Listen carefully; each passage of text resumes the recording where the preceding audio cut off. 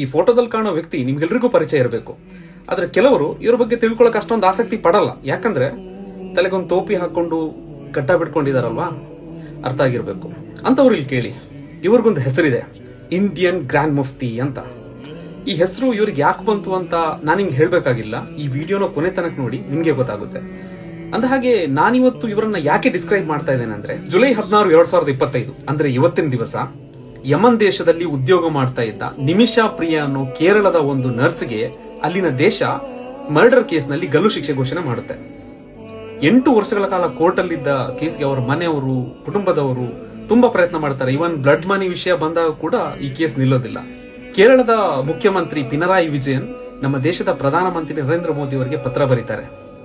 ಆದ್ರೂ ಯಾವ ಪ್ರಯೋಜನವಾಗಲ್ಲ. ಅಷ್ಟರಲ್ಲಿ ಬಂದ್ರು ನೋಡಿ ಈ ವ್ಯಕ್ತಿ ನಿಮಿಷಾ ಪ್ರಿಯಾಳ ಗಲ್ಲು ಶಿಕ್ಷೆಯನ್ನ ರದ್ದುಗೊಳಿಸಬೇಕು ಅಂತ ಹೇಳಿ ಯಮನ್ ದೇಶಕ್ಕೆ ಒಂದು ಸಂದೇಶನ ಕಳಿಸ್ತಾರೆ.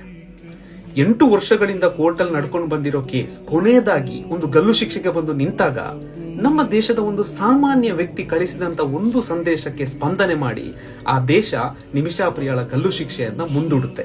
ಇಂಡಿಯನ್ ಗ್ರ್ಯಾಂಡ್ ಮುಫ್ತಿ, ಎಲ್ರು ಇವರನ್ನ ಯಾಕೆ ಈ ತರ ಕರೀತಾರಂತ ಇವಾಗ ನಂಗೆ ಅರ್ಥ ಆಯ್ತು. ಇಲ್ಲಿ ಅಚ್ಚರಿಯ ವಿಷಯ ಏನು ಅಂತ ಅಂದ್ರೆ, ಇವರೊಬ್ರು ವಿದ್ವಾಂಸರು. ಇವರ ಧರ್ಮ ಮತ್ತೆ ಈ ನಿಮಿಷಾ ಪ್ರಿಯಾಳ ಧರ್ಮ ಒಂದಲ್ಲ.